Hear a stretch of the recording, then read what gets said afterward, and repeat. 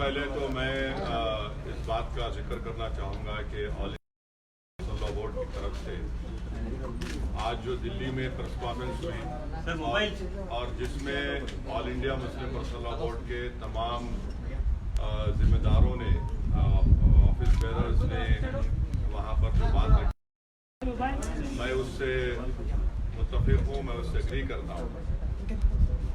दूसरी बात यह है कि मैं शुक्रिया अदा करना चाहता हूँ उन तमाम टीम ऑफ लॉयर्स का जिन्होंने बाबरी मस्जिद का केस लड़ा। मुस्लिम साइड की तरफ से जनाब राजीव साहब का, खास तौर से सैयद शकील साहब का, इमार शमशाद साहब का,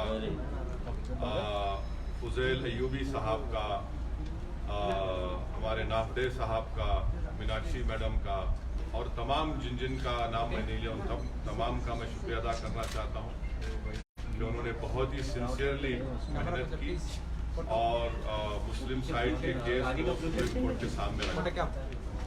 तीसरी बात यह है कि जैसा मैंने आपसे कहा कि जो all India Muslim personal law board का जो ऑफिशियल पोजीशन आया है कि all India Muslim personal law board ने कहा कि हम इस जजमेंट से सेटिस्फाइड नहीं है। मेरा भी मौक़िफ़ वही है और मेरा मानना यह है कि सुप्रीम कोर्ट सुप्रीम जरूर है मगर इनफेलेबल नहीं है। सुप्रीम जरूर है मगर इनफेलेबल नहीं है। चौथी बात मेरा इस जजमेंट पर इनिशियल मेरा रिएक्शन ये है कि जिन्होंने बाबरी मस्जिद को डिमोलिश किया, शहीद किया 6 दिसंबर 1992 को, आज उन्हीं को ये बोली ट्रेवेस्टी कहिए, क्या कहिए, किस्मत कहिए कि आज उन्हीं को सुप्रीम कोर्ट कह रहा है कि ट्रस्ट बनाकर वहां पर आप मंदिर का काम शुरू करिए। मेरा मानना यह है कि अगर बाबरी मस्जिद 6 दिसंबर को शहीद नहीं होती तो क्या फैसला देता कोर्ट? फैसला क्या आता अगर मस्जिद वहां पर रहती? क्योंकि सुप्रीम कोर्ट ने आज क्योंकि 1045 पेजेस का जजमेंट है उसमें टाइम लगेगा। जो सुप्रीम कोर्ट ने कहा है कि सुप्रीम कोर्ट ने जिक्र किया जजमेंट में बाबरी मस्जिद के शहादत का, डिमोलिशन का, कि वो कानून के खिलाफ था। तो अगर बाबरी मस्जिद शहीद नहीं होती तो क्या फैसला आता? बताइए आप, फैसला क्या आता? नहीं मालूम मुझे। भी सुप्रीम कोर्ट सुप्रीम है मगर इनफेलेबल नहीं। सुनिए और 5 एकड़ जमीन का जो सुप्रीम कोर्ट ने फैसला दिया है, देखिए हम मुसलमान जो है हिंदुस्तान के संविधान पे हमको अटूट भरोसा है। हम अपने लीगल राइट के लिए लड़ रहे थे। अगर मुसलमान यकीनन गरीब है, मुसलमान कमजोर है, मुसलमानों से डिस्क्रिमिनेशन हुआ है, इसको कोई डिनाई नहीं कर सकता। ये जिस तरह सुबह सूरज निकलता उस तरह से सच्चाई पर मुबन्नी है। मगर इन तमाम कमजोरियों के बावजूद भी हिंदुस्तान का मुसलमान इतना गया गुजरा गिरावा नहीं है कि वो 5 एकड़ जमीन अपने अल्लाह के घर की तामीर के लिए जमीन नहीं खरीद सकता उत्तर प्रदेश में।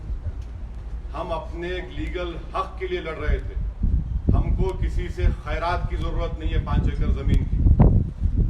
हम मस्जिद बना सकते। अगर आज मैं रोड पे निकल के भीख मांगू लोगों से, हैदराबाद की आवाम से, तो यकीनन हैदराबाद की आवाम इस गुनाहगार की झोली में इतना पैसा डाल देगी कि मैं उत्तर प्रदेश में 5 एकड़ जमीन बना सकूंगा। हम अपने लीगल राइट के लिए लड़ रहे थे। हमको किसी से भीख की जरूरत नहीं है, जिसको अंग्रेजी में कहते हैं कि हमको पैट्रोनाइज करने की जरूरत नहीं आपको। तो अब ये मुस्लिम पर्सनल लॉ बोर्ड क्या फैसला लेगा, किस बात पर फैसला लेगा कि रिव्यू करेंगे नहीं करेंगे, वो 5 एकड़ की जमीन को कबूल करेंगे नहीं करेंगे। मेरी जाती राय है कि हमको 5 एकड़ के इस ऑफर को रिजेक्ट करना चाहिए। हमारी लड़ाई एक लीगल राइट की लड़ाई थी और सुप्रीम जरूर है मगर इनफेलेबल नहीं है। ये किसने कहा था? ये जस्टिस JS वर्मा ने कहा था, जिसको बीजेपी वाले और हिंदुत्व जहन रखने वाले बड़ी बड़ी बातें करते हैं। आखिरी बात यह है कि मेरा मानना यह है कि मुल्क जो है अब हिंदू राष्ट्र के रास्ते पर जा रहा है। संघ परिवार बीजेपी अयोध्या से इसको शुरुआत करेगी। NRC, सिटीजन अमेंडमेंट बिल, ये तमाम चीजें ऐसी हैं जो बीजेपी इसको इस्तेमाल करेगी। और मैं उन तमाम हिंदुस्तान के अपील कर रहा हूँ, जिनको हिंदुस्तान पर नाज है, फख्र है, यकीनन आपको मुझसे नफरत होगी। आप मेरी राय से मुत्तफिक होंगे या नहीं होंगे सियासी तौर पर, मगर मैं आपको मुतनब्बे कर रहा हूँ कि आप देख लीजिए मेरी एक एक बात सच साबित होगी। ये तमाम चीज़ें होने वाली हैं उस मुल्क में, और ये हम समझते हैं कि ये जो फैसला आया है, जो पर्सन ने कहा कि सेटिस्फैक्टरी नहीं है। कोर्ट ने माना है कि एएसआई की रिपोर्ट में नहीं कहा गया कि वहां पर मंदिर थी, कोर्ट ने माना उसको, और फिर कोर्ट ने यह भी कहा कि मस्जिद के अंदर हमने इबादत की वहां पर। अब ये समझ में नहीं आया कि 142 का जो exercise of power supreme court ने किया, ये बड़ा गैर मामूली है। सुप्रीम कोर्ट ने 142 कॉन्स्टिट्यूशन के आर्टिकल का इस्तेमाल करते हुए ये बात कही है, और हम इससे सेटिस्फाइड नहीं है। सुप्रीम कोर्ट सुप्रीम जरूर है, मगर इनफेलेबल नहीं। सर, आपने ही कहा था कि पहले कोई भी फैसला है सुप्रीम कोर्ट का आपको मान्य होगा, तो फिर आज आप बात क्यों कह रहे हैं? मुझे क्या राइट नहीं है ये कहने का कि मैं सुप्रीम कोर्ट के फैसले को जो आया है उससे सेटिस्फाइड नहीं हूँ? क्या हिंदुस्तान के संविधान में मुझे इसकी इजाजत नहीं है? क्या मैं कंटेम्प्ट ऑफ कोर्ट कर रहा हूँ? क्या हिंदुस्तान में फ्रीडम ऑफ एक्सप्रेशन नहीं है? मुझे है, और उसका मैं इस्तेमाल करते हुए कह रहा हूं, जो पर्सनल लॉ बोर्ड के सीनियर वकीलों ने कहा, पर्सनल लॉ बोर्ड के जिम्मेदारों ने कहा कि हम इस जजमेंट से सेटिस्फाइड नहीं है। वहां पर शरीयत के एतबार से मस्जिद थी, है और इंशाअल्लाह रहेगी। और मैं बताना चाह रहा हूं संघ परिवार के लोगों को कि असदुद्दीन ओवैसी के बाद भी जब तक दुनिया कायम रहेगी, इस मुल्क में हम बाइज्जत शहरी थे और रहेंगे, मगर हम अपनी नस्लों को ये बताते जाएंगे कि यहाँ पर 500 साल तक मस्जिद थी, और 6 दिसंबर 1992 को संघ परिवार ने और कांग्रेस की साजिश की वजह से वहां पर मस्जिद को सारी दुनिया के सामने शहीद किया गया, और सुप्रीम कोर्ट को धोखा दिया गया था। सुप्रीम कोर्ट में उस वक्त जाकर कहा गया था, इसीलिए मैं कह रहा हूं कि मस्जिद के ऊपर कोई सौदा नहीं किया जा सकता। मैं अपने जाती घर का सौदा कर सकता हूं, मगर मैं मस्जिद की जमीन का कोई सौदा नहीं कर सकता। और मैं उम्मीद करता हूं, और मुझे यकीन भी है कि all India Muslim personal law board meeting करेगा, और जो फैसला लिया जाएगा हम उनके साथ। सर, हिंदुस्तान में धार्मिक सौहार्द भाईचारे के लिए अगर इस तरह का फैसला आया है सुप्रीम कोर्ट का, क्योंकि उससे पहले क्या ये फैसला, क्या नहीं सुनिए, क्या ये फैसला भाईचारे के लिए आया? इंसाफ जब होता है तो इंसाफ ये नहीं देखता, इंसाफ ये देखता है कि टाइटल के ऊपर होता है, जस्टिस बहुत सी चीजों पर होता है। कौन कह रहा है कि हम भाईचारे के खिलाफ हैं? यानी ये हो गया कि 6 दिसंबर को 92 को जो डिमोलिशन हुआ था, तो आप अगर कल बताइए, अभी काशी मथुरा का चल रहा है, वो जजमेंट में सुप्रीम कोर्ट ने 1991 के उस एक्ट का जिक्र किया है, मगर आपको बता रहा हूं ये संगी लोग क्या बोलेंगे। अब प्राइम मिनिस्टर के कॉन्स्टिट्यूंसी में मस्जिद है वो, ये लोग जाके बोलेंगे कि हाँ 91 का एक्ट हम मानते हैं, मगर उसके तहखाने पर हमारा हक है। लखनऊ में टीले वाली मस्जिद है, बोलेंगे मस्जिद का जो सामने आंगन है उस पर हमको झगड़ा है। और फिर 89 में पालनपुर में बीजेपी ने रेजोल्यूशन पास किया था राम मंदिर का। 1960 में विश्व हिंदू परिषद 60s में एस्टेब्लिशमेंट हुआ, उसको राम मंदिर नहीं था। अब ये मुझे डर इस बात का है कि ऐसे कई मसाजिद हैं जिस पर संघ परिवार के लोग बोलते हैं कि हमारा उस पर वहां पर की जमाने में मंदिर थी। तो ये आज का जो फैसला आया है प्रमोद जी, ये फेथ की विक्ट्री हुई है फैक्ट्स के ऊपर, ये फेथ की विक्ट्री हुई फैक्ट्स के ऊपर। और मुझे डर है, डर नहीं बल्कि एक अंदेशा है, एप्रीहेंशन है कि कल संघ परिवार के लोग काशी मथुरा हो, टीले वाली मस्जिद तो सब चलाएंगे। अब सुप्रीम कोर्ट के इस फैसले को अगर हम लेकर जाएंगे उन कोर्ट्स में जहां पर एक केस चल रहा है, तब हमको पता चलेगा कि वो कोर्ट्स किस तरह से रिएक्ट करेंगे, क्योंकि सुप्रीम कोर्ट ने आज के अपने जजमेंट में 91 के एक्ट के ऊपर तबसरा किया है। तो आपको लगता है नजीर बन गया है ये फैसला? बतौर मुस्लिम पर्सनल लॉ बोर्ड मेंबर मैं आपसे एक सवाल पूछता हूँ, क्या पर्सनल लॉ बोर्ड इसमें नाकामयाब रहा है? नहीं, पर्सनल इनकी लॉ कुछ कमियां बोर्ड- रही कि अपनी चीजों को आगे पर्सनल लॉ बोर्ड ने पूरी कोशिश की है। पर्सनल लॉ बोर्ड ने बेहतरीन वकीलों की टीम को तैयार किया। पर्सनल लॉ बोर्ड ने तमाम वकीलों का मैं शुक्रिया अदा कर रहा हूं। मैंने खुद देखा है, अपनी आंखों से मैंने देखा है कि एक दिन दो दिन नहीं, जफरयाब जिलानी साहब महीनों रात भर बैठकर उस केस की तैयारी करते थे। राजीव धवन साहब रात में 2-2, 3-3 बजे तक बैठकर एक दिन दो दिन नहीं, कई टीम के साथ तैयारी करते थे। हम अपनी तैयारी किए, हम अपनी हर चीज को सामने रखे वहां पर सुप्रीम कोर्ट के। सुप्रीम कोर्ट का फैसला फाइनल है, मगर सुप्रीम कोर्ट इनफेलेबल नहीं है। सर आपको लगता है कि नजीर के तौर पे इस केस का इस्तेमाल किया जाएगा और आगे के जो मुझे इस बात का अंदेशा है, मुझे इस बात का कभी अंदेशा है कि किसी मजहबी स्ट्रक्चर को आप डिमोलिश कर देंगे और उसके बाद बोलेंगे बेटा तेरे लिए फेट अकम्पली है। मजहबी स्ट्रक्चर डिमोलिश नहीं, मैं सवाल मेरा तमाम भारत के लोगों से, अगर डिमोलिश नहीं होती बाबरी मस्जिद 3 दिसंबर 1992 को, तो क्या फैसला आता? मैं एक अनपढ़ आदमी हूं, मुझे बस समझाइए आप क्या फैसला आता। तो इसीलिए हम कह रहे हैं, ये आज भी संघ परिवार के उनके वेबसाइट्स पर जाइए, आप देखिए, ये तमाम चीजें आज भी हैं। सर आपकी कम्युनिटी के कई उलेमा, कई नेता और कई गणमान्य लोग इस बात की ताकीद करते हैं कि जो ये फैसला आया है भाईचारे के तहत, इसको मानना चाहिए, धार्मिक सौहार्द बने रहना चाहिए। आप भी एक सियासी आदमी हैं, आपकी जिम्मेदारी मैं क्या कह रहा हूं, सुप्रीम कोर्ट का फैसला फाइनल है, मगर सुप्रीम कोर्ट इनफेलेबल नहीं है। सुप्रीम कोर्ट का फैसला फाइनल है, मानते हैं फाइनल है, मगर इनफेलेबल नहीं है सुप्रीम कोर्ट। ये जस्टिस जे.एस. वर्मा ने कहा था। और कौन जे.एस. वर्मा? जिसको संघ परिवार के लोग उनको अपना बड़ा मानते हैं, मैं उन्हीं के अल्फाज को कोट कर रहा हूं। आखिर ये लड़ाई कब तक चलेगी सर? ये लड़ाई कानूनी लड़ाई मानिए या कोई भी कानूनी, हम तो सुप्रीम कोर्ट का फाइनल जजमेंट है। आप पर्सनल लॉ बोर्ड डिसाइड करेगा कि रिव्यू करना है नहीं करना है, मगर जहां तक मेरी बात है, मैं अपनी नस्ल को बताऊंगा कि जब तक तुम जिंदा रहोगे बताना कि 6 दिसंबर के दिन क्या हुआ था। क्योंकि जो 6 दिसंबर के दिन हुआ वो मुसलमानों का मसला नहीं, वो भारत की सेकुलरिज्म को, भारत की भाईचारगी को, उसकी बुनियादों को खिलाकर रख दिया गया था। ये हम बताते रहेंगे। ये उस दिन जो हुआ वो वेंडलिज्म नहीं था, अंडरस्टेटमेंट है वेंडलिज्म बोलना। सर इसको बढ़ाने से हासिल क्या हुआ? बढ़ाने की बात नहीं है। क्या महात्मा गांधी को मारने वालों को भूल जाए हम? नाथुराम गोडसे को कंडम ना करें, हम भूल जाए महात्मा गांधी के मर्डर को, हम भूल जाए बाबरी मस्जिद को, हम भूल जाए 84 में सिखों को जो मारा गया था, भूल जाए इन सबको। आज महात्मा गांधी के पोतरे तुषार गांधी का ट्वीट है, अगर उनका है तो नहीं मालूम, देख लीजिए देख लीजिए उन्होंने क्या कहा। उन्होंने उनसे सवाल करेंगे आप कि तुमने इस तरह का ट्वीट क्यों किया।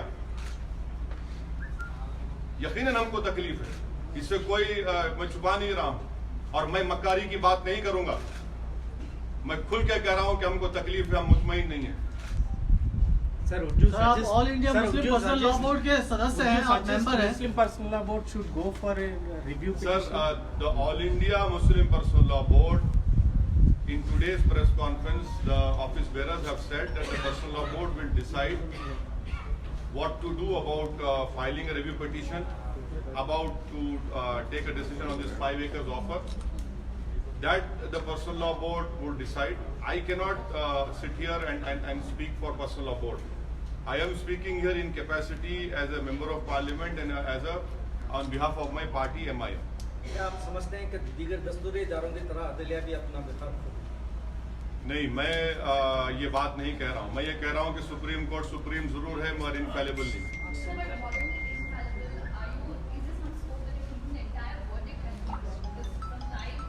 I again reiterate, Supreme Court is supreme but not infallible. Sir, you are speaking about Hindu Rashtra. Would you like to say? Yes, see, that is what it is. I have been saying this consistently. The road to Hindu Rashtra, BJP, Sangh Parivar believes starts from Ayodhya. Then they want to bring in a CAB, then NRC, everything they want to do. Because that is, see, Modi 2.0 is to make India Hindu Rashtra. And it is very unfortunate that the Congress party now says today that they have shown their true colors.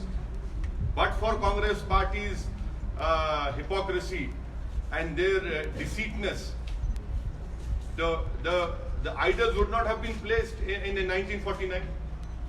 Had the idols not been placed, the masjid would have been still there, and I would have been still praying over there. Had the locks not been opened by Rajiv Gandhi, I would still be, the masjid would have still been there.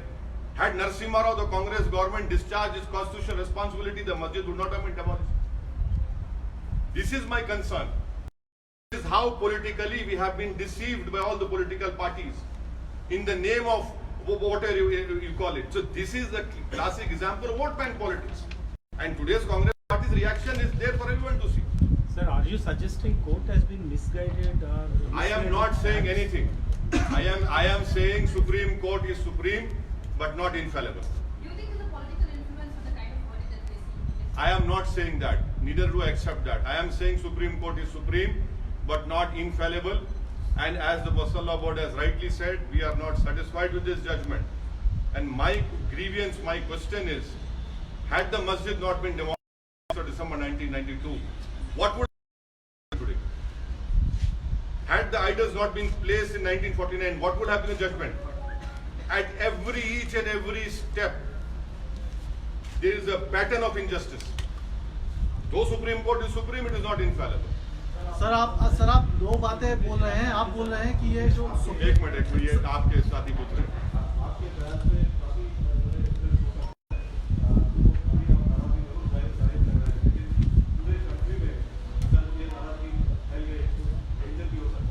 नहीं देखिए, इसी से जुड़ा हुआ एक सवाल, नहीं, क्या आप अपील करते हैं जनता से? यकीनन प्रमोद जी यकीनन मैं आपके और शैलेश के सवाल से मुत्तफिक हूँ. कौन कह रहा है कि हम अमन के खिलाफ है? अमन मजबूत रहेगा इंशाल्लाह. कुछ नहीं होगा मुल्क में, इंशाल्लाह कुछ नहीं होगा मुल्क में, अमन रहेगा. मगर सच्चाई को तो बयान करना पड़ेगा ना. मैं तो कोई ऑर्केस्ट्रा पार्टी का गाने वाला तो नहीं हूं कि बाजा लेकर बाजा बजाऊं बीजेपी संघ परिवार का और कांग्रेस का. मुझे सच्चाई को बयान करना है. जब सच्चाई को बयान कर रहा हूं, इसका हरगिज मतलब ये नहीं है कि आप जो सोच रहे हैं या फिर हमारे दुश्मन निकालेंगे, नहीं है. यकीन है ना, इंशाल्लाह मुल्क में अमन रहेगा, कुछ नहीं होगा, देखेंगे आप. मगर ये सच्चाई तो है ना, मुझे तो बात तो करने दीजिए. क्या हम गूंगे हैं? क्या हम आंखें बंद कर लें, कान बंद कर लें? हम मुर्दा लाश तो नहीं है ना, हम एक जिंदा इंसान है. हमको भी हम बोलने का हक है, हम बोल रहे हैं अपनी बात को. और हम कोई कानून के दायरे से बाहर नहीं जा रहे हैं, ना मैं कोई किसी से कह रहा हूं कि कानून को तोड़ो. यकीनन अमन है, अमन की अपील कर रहा हूं, अमन को मजबूत करना पड़ेगा, इसका कोई उसको नहीं है. मगर ये बात भी तो बोलना है. सर आपने कहा कि आप सुप्रीम कोर्ट के फैसले को आप उससे मुत्तफिक नहीं है, आप उस पर नहीं, उस पर पर्सनल बोर्ड का सर साथ में आपने एक बात और भी कही कि देश जो है वो हिंदू राष्ट्र की तरफ को जा रहा है. क्या इन दोनों के बीच में कोई कोरिलेशन आप महसूस करते हैं कि सुप्रीम कोर्ट का फैसला फैक्ट्स पर आधारित नहीं है और देश हिंदू राष्ट्र की तरफ? सुप्रीम कोर्ट सुप्रीम है, इनफैलेबल नहीं है. आज का फैसला फेथ की विक्ट्री फैक्ट के ऊपर हुई है. मैं सुप्रीम कोर्ट की इज्जत करता हूं और करता रहूंगा हर कोर्ट की. मगर मुझे इख्तियार है अपनी राय को रखने का, और मैं अपनी राय को रख रहा हूं. मैं इज्जत करता था कल भी कोर्ट्स की, आज भी करूंगा और कल भी करूंगा. और मुझे इख्तियार हासिल है. का संविधान मुझे इस बात की इजाजत देता है कि मैं अपनी बात को रखूं, और मैं अपनी बात को रख रहा हूं. मैं तो J.S. वर्मा साहब, late chief justice of India J.S. Verma की बात को रख रहा हूं कि supreme court is supreme but not infallible. अब आप बताइए इसमें क्या वो गलत बात क्या है उसमें? तो मेरा सवाल का जवाब नहीं हुआ. मैंने कहा कि देश हिंदू राष्ट्र की तरफ को जा रहा है, इसका कोरिलेशन है क्या सुप्रीम कोर्ट के फैसले से? बिल्कुल जा रहा है, बिल्कुल जा रहा है. देखेंगे आप कोर्ट के फैसले. क्या भैया बीजेपी तो कब से कह रही है? 1989 से कह रही है ना. 1989 से बीजेपी कह रही है. पालमपुर का उससे पहले तो नहीं कहती थी. हमको इसीलिए कह रहा हूं कि कल किसी और मसला उठाएंगे, चलेगा 15-20 साल के बाद, फिर उसको हालात बदलेंगे, क्या क्या होगा नहीं मालूम. उस जमाने में तो कोई सोशल मीडिया, इस तरह के टीवी चैनल भी नहीं थे. अब तो माशाल्लाह आप लोग सब हैं मदद करने के लिए संघ परिवार. वो छीकेंगे तो आप बुखार दिखा देंगे, वो खांसेंगे तो आप मुल्क में हार्ट अटैक दिखा देंगे, और वो मुस्कुराए और हम नहीं मुस्कुराए तो आप बोलेंगे आप क्यों रो रहे हैं. तो आप लोग हैं माशाल्लाह. नहीं, ये कोई देखिए, ये भारत को हिंदू राष्ट्र होने से बचाना है और भारत के लोगों को तय करना है, जिसमें मैं भी शामिल हूँ।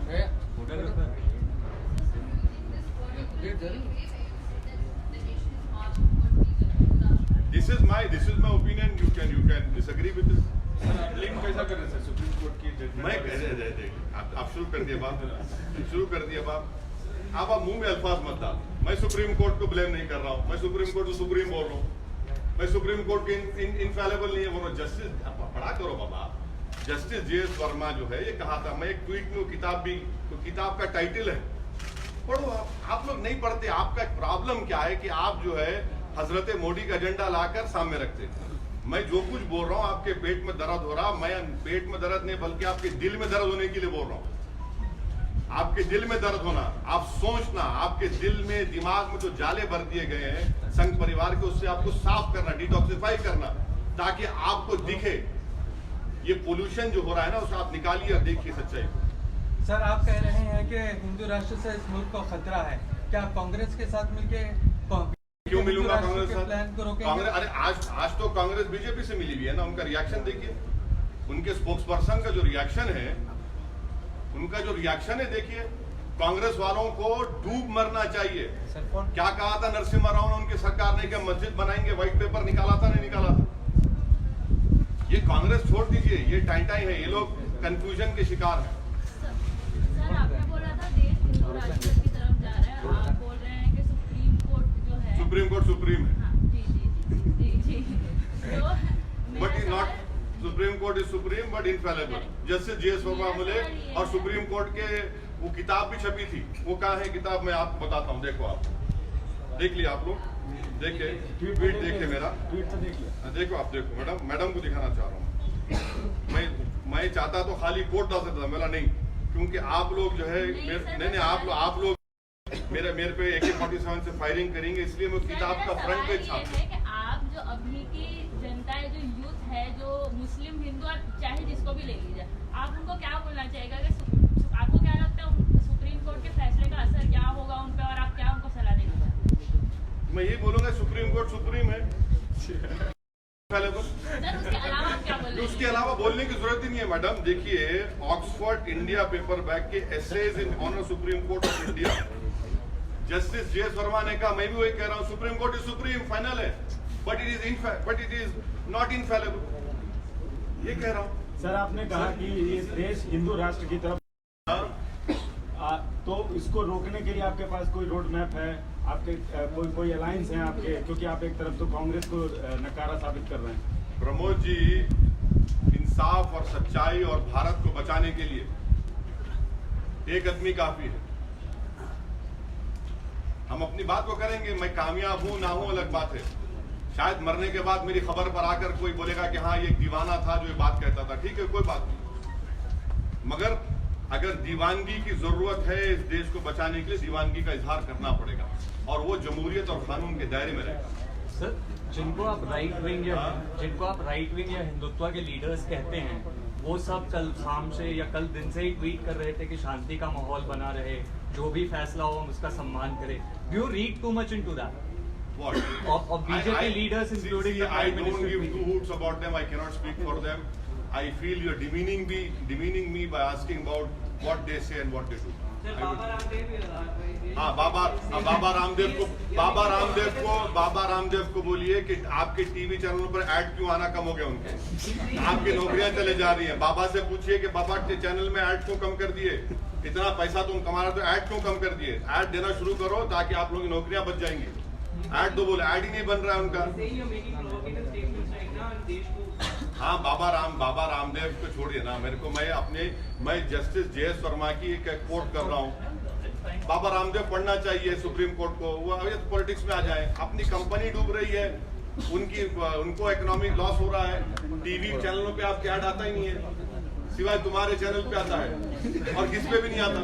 क्या बात है, तुम्हारा उनका क्या जुगाड़ है? Sir, the court has mentioned the court mentioned ASI's judgment, ASI's report in the judgment. So in that context, would you take up the issue of Bhagyalakshmi Mandir, because ASI in Hyderabad has maintained that Bhagyalakshmi Mandir is an encroachment? Said Charminagar. You are really really my trusted enemy. Why? Just asking a question. So on this day you're asking me this question. Let the ASI take action. Why don't you write your newspaper? Why doesn't the ASI does not have the power to take No. action. You see, your newspaper said, oh, this. You take action now. You write why is ASI taking action? Sir, my अब मैं कुछ बोलूंगा फिर आप लोग शाम में चलाएंगे देखो आप लो ना एक्शन लो ना my friend says, would you retaliate in this way? हाँ My friend says, would you retaliate? What retaliate, sir? No, sir, I don't believe in the language retaliation. I believe in the language of justice. I believe in the language of constitution. That is what I am telling you. His question is about a Charminar monument.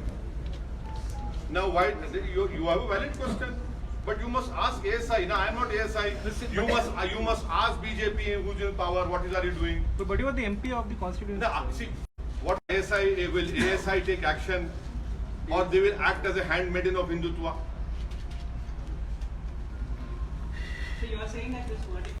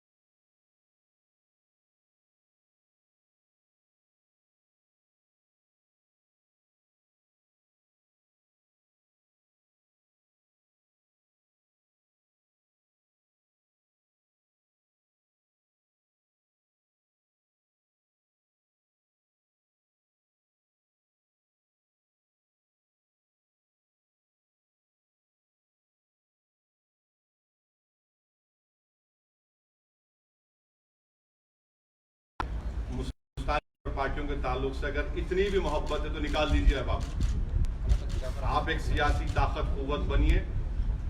हमारे आज भी इस मुल्क में एक बड़ी तादाद में हमारे हिंदू भाई सेकुलर जहन रखने वाले हैं।